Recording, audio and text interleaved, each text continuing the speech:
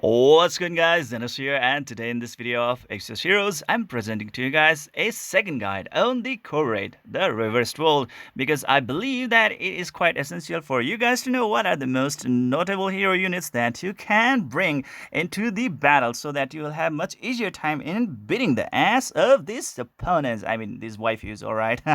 Whatever they are. Anyways, so first of all, you really need to know what are the elemental stones that are involved right over here. So looking into this factor, you can see that the darkness stone, the fire stone, and the machine element stone are the ones that are going to be used right over here, meaning like the opponents that are going to fight against you in this section of this game will possess this kind of three elements. That's going to be the darkness, the machine, and the fire. So you have to really bring those element type of hero units so that they can pretty much break the guardian stone that will come up with these hero units, all right, or let's say these opponent units.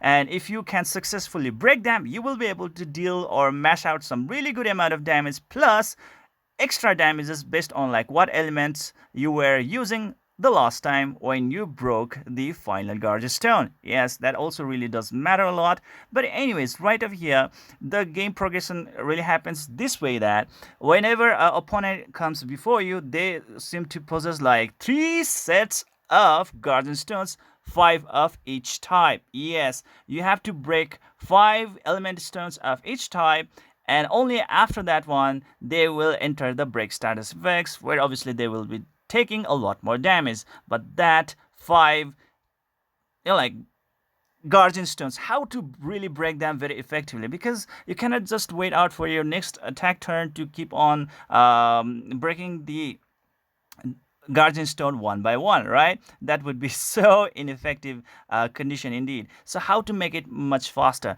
So now let's talk about those kind of units who is actually going to make it much easier for you guys compared to any other normal units out there. And I would say those are that kind of units that are pretty much really good at mashing out the dot damages, or let's say damage over time type of damages, or like let's say over the time effect type of damages. But anyways, I'm going to tell you guys right over here what I'm really talking about. So let's take the example of Corgi from the fire element type. So first of all, let's start with the fire element type. Then we will be talking about the machine, and after that, finally, we'll be talking about the darkness type. So right over here, first of all, fire type, right? So let's look into their skill. Yes, the secret lies in their skills. So this Corgi right over here, he has this first skill known as the Rhapsody of Explosions, which only requires 2 mana, so you can pretty much cast this skill really fast. And guess what, guys? It has an overtime effect which says burns targets, dealing 31% damage every turn for 2 turns. Yes, not per action, per turn it says. Meaning, once you inflict this status effect on the opponent, right? When the turn gets passed to the another like character in the battle, the effect is gonna take action. So even if you are not attacking the opponent, what's going to happen? The opponent is going to take the damage passively, just like that, and it will also break the guardian stone of the responding like corresponding element right away as well. And that's the advantage of the overtime effect, not per action but per turn wise. Yes, even if it's the turn of like other units than the attacker himself, the overtime effect is still gonna be in effect, okay? And it will still remove, or let's say break, the corresponding elemental guardian stone. So there we go. That's why it's really really important for you guys to look out for those kind of units who have this overtime effects. 2 turn is not really that nice though, meaning like if you have certain type of heroes that can break, or let's say that can keep on dealing that overtime effect type of damage over 4 turns, then that would be a complete set. Okay, and that's really cool indeed, right? You really don't have to wait for the next time. So that's that.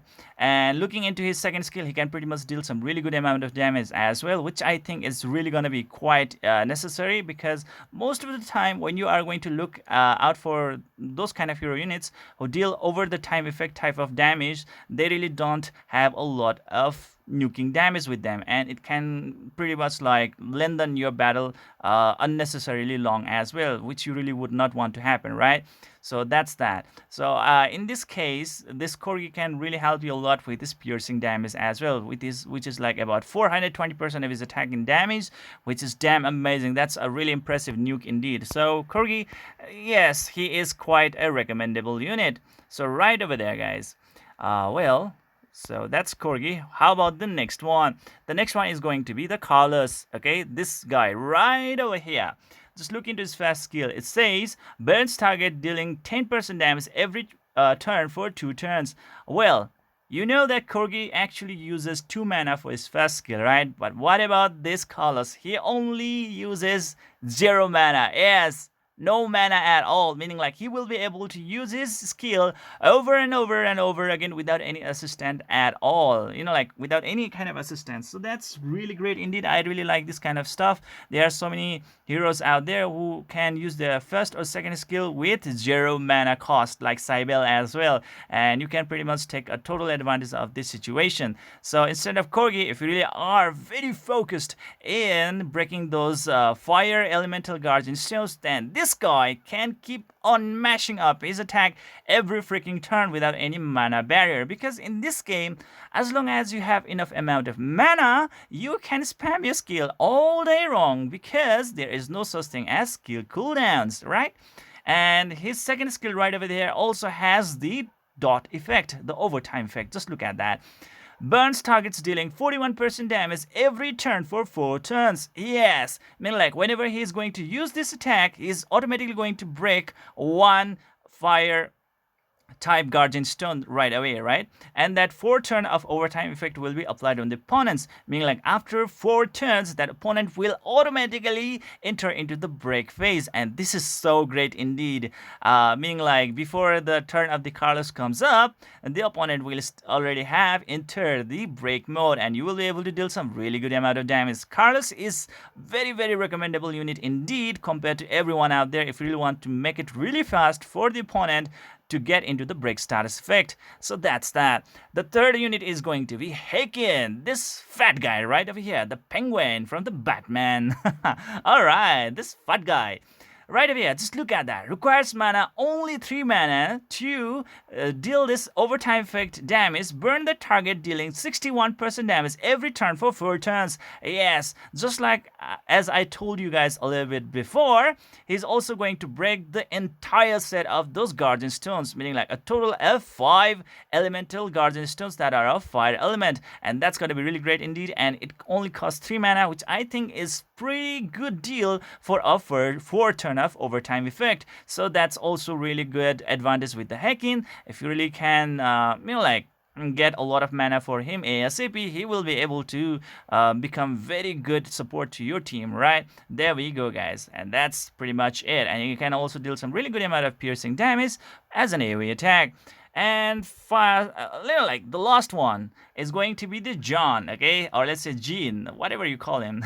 Oh, well, look at him. Throwing rocks. Overtime effect. It requires 4 mana. Burns target, dealing 37% damage every turn for 3 turns. And that's the only dot damage that he has. And I really don't think that it's really that effective. It's really a bad trade-off, okay? 4 mana requirement for just only 3 turn of overtime effect. I really don't think that it's quite that amazing. If I would really to recommend you guys, just try to go with Carlos, then Hekins, and then Corgi, and at last Jean if you really don't have any one of them, okay? So there we go. That's the fire element type of hero units. That's going to help you a lot with that overtime effect, which obviously is going to help you guys in breaking those guardian stone of the opponents.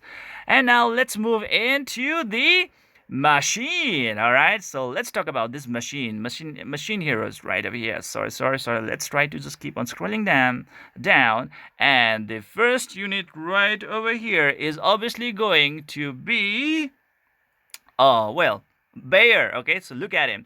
He's really awesome unit indeed. I just really like him. This rabbit right over here, he has 2 dot skills right over there. Just look at it. He only requires 3 mana, right? That's really awesome, isn't it? Just like Hekins. And afflicts bleed to the target, dealing 73% damage every turn for 4 turns. Meaning like if he just manages to land this skill on the opponent, he will be able to break that entire set of guardian stones that are of the machine element. And that's really cool indeed. I really like this one. And he has another dot skill as well, which requires 5 mana though. It says overtime effect afflicts target with bleed, dealing 50% damage every time for 4 turns. And that's also really awesome as well, meaning like if you are able to unleash this skill, then he will still be able to break the entire set of those guardian stones. And that's Bear for you guys. Really a recommendable unit indeed, because he can really break those entire set of guardian stones. The next recommended unit is obviously going to be Ivan. Okay, thanks to his second skill right over here. It says afflicts target with bleed, dealing 50% damage every turn for 4 turns, but it has a very massive trade-off of 5 mana. I mean like Bear is only requiring you guys the 3 mana to break up entire set of those guardian stones, whereas Ivan is requiring you guys 5 mana cost, okay, which is kind of a little bit ineffective compared to other one right out here, but his first skill can really deal some very good amount of damage. So that's the thing right over there with the Ivan, and I think I really love that one. And final, but the best unit that you can really bring into the battle is going to be Yorm. Why, you may ask? Just look into the first skill right over there. It only costs 1 mana. Meaning like if you can use her in the combination with Rachel, Garf or Battery, you'll be able to get that +1 mana permanently depending upon like where you are placing her. Just place her accordingly in the front row or the back row depending upon the hero that you are using, right? And she is always going to use her first skill. And guess what, guys? With her first skill, she will be able to afflict bleed to the target, dealing 74% damage every turn for 2 turns. And damn, oh damn, that's going to be really good indeed.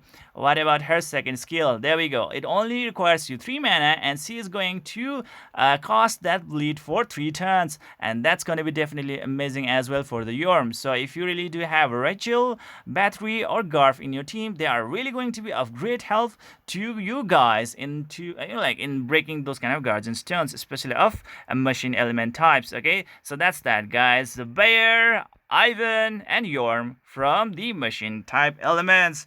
And when it comes to the dark units, what are they? Who are they? One is going to be the Baileysh, and obviously, as Baileysh is right over here in the recommendation, Fate Core Baileysh is also going to be another recommendation as well, right? So if you have Fate Core Baileysh, that's more awesome. But if you just have Baileysh, then it's doable. All right, just look at it. First skill. It says it only requires you guys 2 mana to cast this first skill, and it will corrode the target for 2 turns. And that's cool, guys. Meaning like he will have to take 2 turns in order to break the whole set of those dark guardian stones. And the next skill is going to be this one, which only costs you guys like 4 mana. I mean like not only, and that's a massive mana cost actually. Sorry about that. And it corrodes the target for 5 freaking turns. Wow, +1 bonus, 1 extra. Oh my god. And that's really a lot, okay? I'm like, if you are going to encounter some other like boss units who are gonna have more than 5 guardian stones of the dark element type, then Baileysh is going to help you guys a lot in that part. So there we go, guys. Well, he has a lot of mana cost, but you can pretty much bring it down by using those mana fetching hero units like Battery, Rachel, and Garf, right? So that's pretty much it. And Baileysh is going to be one of the really effective unit right out there. And the next unit is going to be Liffy. Yes, she is a free-to-play unit right off the bat, right? No problem at all. It's quite easy to get her as well. So there we go. Her first skill is the one that is the key to success. Just look at it. She is able to corrode the target for 2 turns, and that's really awesome, guys. That's a good dot skill right over there, and it only costs you guys the 2 mana, so you will be able to unleash this skill quite frequently, in my opinion. All right, and that's pretty much it. That she has only 1 dot skill. And the final recommendation is gonna be this Wilkes. Okay, this girl, the Storm from the X-Men. Oh well, she's here, guys, and her second skill is damn amazing. Just look at that, 0 mana cost. That means you will be able to use this skill over and over and over again. And how cool that really sounds, right? Isn't it? So look at that, guys. Over time, Korra targets for 2 freaking turns, and that's really awesome, guys. And not only that, she's also going to provide that increase in attack for all allies of own attack, 70% of own attack for 7 freaking turns, meaning like you will not only be able to break the guardian stone of the opponent, but also at the same time will be able to deal some really good amount of DPS on the opponent as well. A lot of damage right over there because of the attack increase. So try to build up the Wilkes as well. I mean, like, her second skill only costs 0 mana, which is definitely damn amazing. A free skill indeed that you can spam every freaking turn. And the next skill is going to be costing you guys only 2 mana, which is also really easy to land out. And being able to increase the allies attack by 70% is definitely amazing. I mean, like, it will just improve your extra damage output. So that's pretty much it. These are the units that you are really supposed to bring into the new core raid event called the Reversed World, so you can break the guardian stone of the opponent that are indicated right over here as soon as possible, so that you can break them and deal some really good damage on them. And it's going to be quite a very important condition in the White Warlord, because you will not be able to deal some really good damage to this girl right over here unless you break her. So that's the problem right out there, guys. Alright, so please do keep that in mind. Anyways, this is pretty much it for today. I hope you enjoyed this video. Please don't forget to hit the like and subscribe button to keep on enjoying the contents of my channel. See you guys in the next video.